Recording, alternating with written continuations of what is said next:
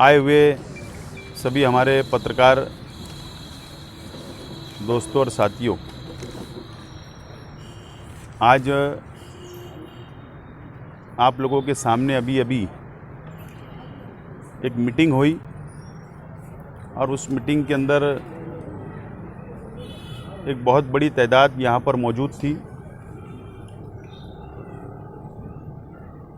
Corona virus की वबा जिस तेज़ी से मालेगांव शहर के अंदर बढ़ी, लॉकडाउन की पीरियड में 24 मार्च को मालेगांव और पूरे मुल्क के अंदर लॉकडाउन किया गया और मालेगांव शहर में पहला पॉजिटिव केस कोरोना वायरस का 9 अप्रैल को आया और उसके बाद से बहुत तेज़ी से मालेगांव शहर के अंदर कोरोना वायरस फैला, बढ़ता चला गया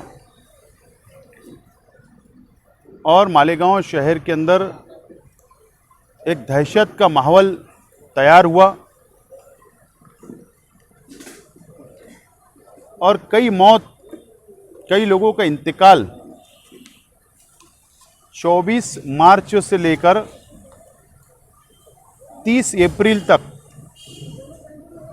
619 मौत हुई और आयशा नगर कब्रिस्तान और बड़ा कब्रिस्तान के अंदर का रिकॉर्ड म्युनिसिपल कॉरपोरेशन के रजिस्टर के अंदर मौजूद है। इतनी तेज़ी से और 600 से ज़्यादा मौतें हुई, तो इसकी वजह क्या है? आप लोग इस बात के गवाह है और इस शहर मालेगांव की आवाम गवाह है कि हॉस्पिटल, जो प्राइवेट हॉस्पिटल थे, वो मुकम्मल तौर पर बंद कर दिए गए और मालेगांव शहर की आवाम को हॉस्पिटल बंद होने की वजह से इलाज नहीं मिल पाया। उनको जो दवाई गोलियां की ज़रूरत थी, ऑक्सीजन की ज़रूरत थी, वेंटिलेटर की ज़रूरत थी, आईसीयू की ज़रूरत थी, एमडी, एमएस ऐसे डॉक्टरों की ज़रूरत थी, हॉस्पिटल बंद होने की वजह से एक बहुत बड़ी तादाद जो 600 से ज़्यादा है उनकी मौत हो गई। इसका जिम्मेदार कौन? और अगर आप लोग देखेंगे तो 30 अप्रैल के बाद भी बहुत सारी ऐसी मौतें हुई है।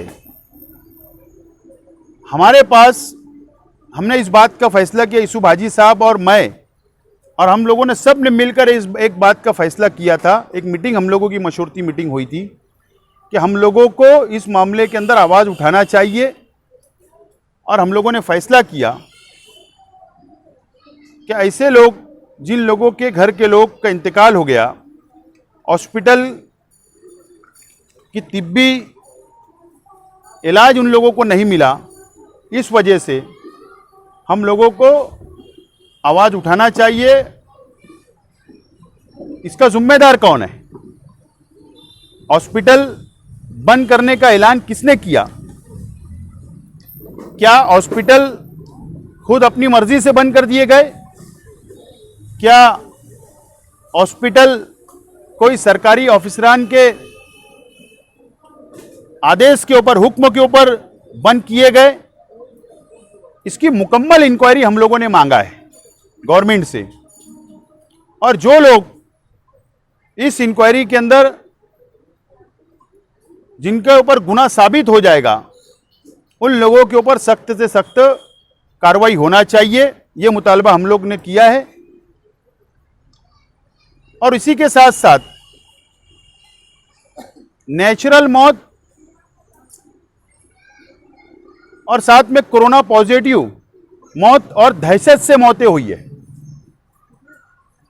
मेरे पास उसका भी आंकड़ा आया हुआ है कि 70 जो मौत हुई है वो पॉजिटिव कोरोना वायरस की वजह से हुई है और 95 जो मौत हुई है वो नेगेटिव थे, लेकिन नेगेटिव होने के बाद भी उनका इंतकाल हो गया दहशत से। और कई लोग जो शुगर के मर्ज था, जिनको हार्ट का मर्ज था, ऐसे लोग जिनको हॉस्पिटल खुले नहीं मिले, ऐसे लोग जो दहशत से मर गए, ऐसे कुल मिलाकर हम लोगों के पास जो हमने एप्लीकेशन मंगवाए थे 400 से ज़्यादा एप्लीकेशन हमारे पास आ चुके हैं। और हम लोग इसी वजह से ये डिमांड हुकूमत से किए कि 10-10 लाख रुपया हुकूमत ने उनको माली मदद करना चाहिए। ये मुतालबा हम लोग, ये दो मुतालबे को लेकर हम लोग महाराष्ट्र हुकूमत तक, यूसुफ हाजी साहब और जो लोगों के घर के लोग इंतकाल कर गए उन लोगों की जिम्मेदारान को लेकर हम लोगों ने उनसे सेल्फ एफिडेविट लिया है। मर्जी से हम लोग ये डिमांड कर रहे हैं, मर्जी से हम लोगों को कानूनी लड़ाई लड़ना है। और हम लोग महाराष्ट्र हुकूमत तक जाएंगे, सरकारी डिपार्टमेंट तक जाएंगे। अगर इंसाफ नहीं मिला तो मुंबई हाई कोर्ट के अंदर भी एक याचिका रिट पिटीशन दाखिल की जाएगी और वहां से हम लोग इंसाफ की मांग करेंगे। इसीलिए आज की ये प्रेस कॉन्फ्रेंस ली गई है और मुकम्मल तौर पर हम लोगों की कानूनी कार्रवाई जारी है। इंशाअल्लाह 5-7 रोज के अंदर मुकम्मल एफिडेविट हो जाएंगे और आइंदा हफ्ते एक वफ्द महाराष्ट्र हुकूमत तक जाएगा। वजीर आला साहब, नायब वजीर आला साहब बाला साहब थोरात, हेल्थ मिनिस्टर राजेश टोपे साहब, अपोजिशन लीडर, और इसी के साथ साथ हम लोग आला ऑफिसरान से भी नासिक के, मालेगांव के और मुंबई के आला ऑफिसरान से भी मिलेंगे और उनको 10 दिन का वक्त देंगे, ज़्यादा नहीं। हमारा मुतालबा इंसाफ हमको 10 दिन के अंदर सरकार दे, और सरकार 10 दिन में इंसाफ नहीं देगी तो हम लोग कोई ताखीर नहीं करते हुए मुंबई हाई कोर्ट के अंदर जाकर रिट पिटीशन दाखिल करेंगे।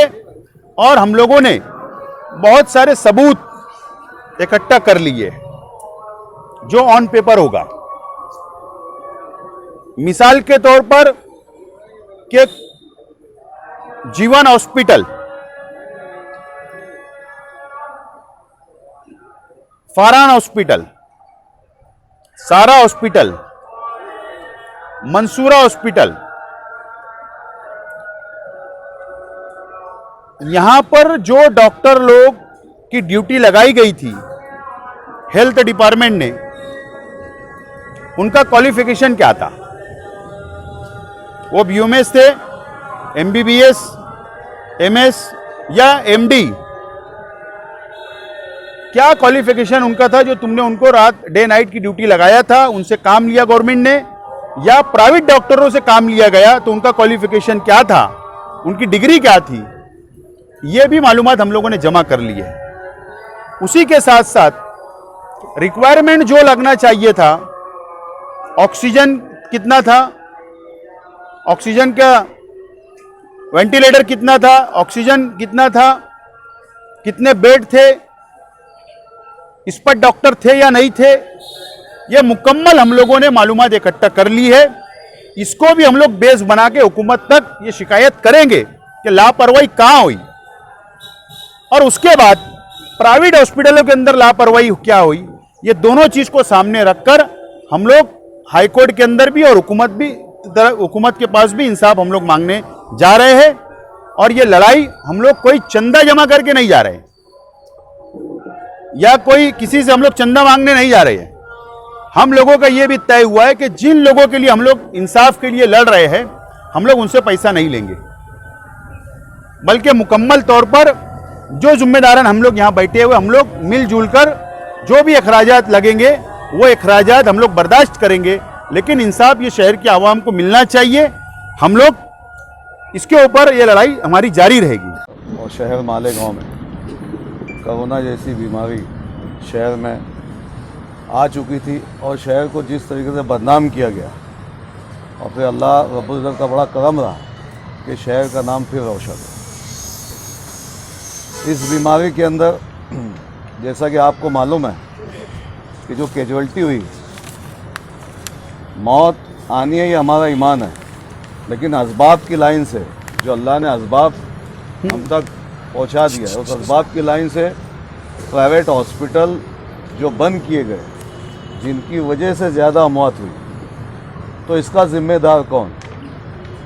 और जब लोग नफ्सा नफ्सी के आलम में शहर के अंदर इधर उधर भटक रहे थे, तो हम लोगों ने फैसला किया माजी अनवर शेख आसिफ और डॉक्टर उस्मानी के भाई डॉक्टर इखलाक, हमने एक मशवरती मीटिंग ली और शहर वालों को इंसाफ मिलना चाहिए ताकि आइंदा शहर के आवाम के साथ इस तरीके का भद्दा मजाक या गैर इंसानी सलूक नहीं होना चाहिए। इसलिए इसको शहर के कुछ सियासी लोग इसको सियासी ऐनक से देखेंगे, तो मैं उनसे चाहूँगा कि इसको सियासी ऐनक से ना देखते हुए इंसानियत का ऐनक पहन करके देखें, ताकि मालेगांव के उन शहरियों को इंसाफ मिले जिनको प्राइवेट हॉस्पिटल से इलाज मुहैया नहीं मिला।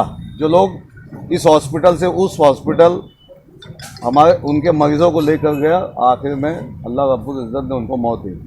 तो ऐसे लोगों को इंसाफ दिलाने के लिए हम लोग एक प्लेटफॉर्म पे आए और इंशाअल्लाह हम शहर के उन लोगों को इंसाफ दिला कर रहेंगे। और जैसा कि अभी शेख आसिफ साहब ने कहा कि सर्टिफिकेट की बात, तो क्या हम वो सर्टिफिकेट लेंगे कि जहाँ की आवाम की अमवात हुई, जिन लोगों ने गैर इंसानी सलूक किया, क्या उस मौत का सर्टिफिकेट लेना चाहेंगे? क्या उस सर्टिफिकेट में लेना चाहेंगे जहाँ पर लोग फाके कशी में गुजारी किया, जहाँ पर लोगों ने नया कपड़ा नहीं पहना? तो हम ऐसे लोगों की भी इस प्लेटफॉर्म से मजम्मत करते हैं और ऐसा कोई भी सर्टिफिकेट हम नहीं लेंगे। और शहर के लिए जब भी शहर मालेगांव शहर को हमारी ज़रूरत पड़ेगी, हम एक प्लेटफॉर्म पे आते रहेंगे और शहरियों को मदद करते रहेंगे इंशाअल्लाह।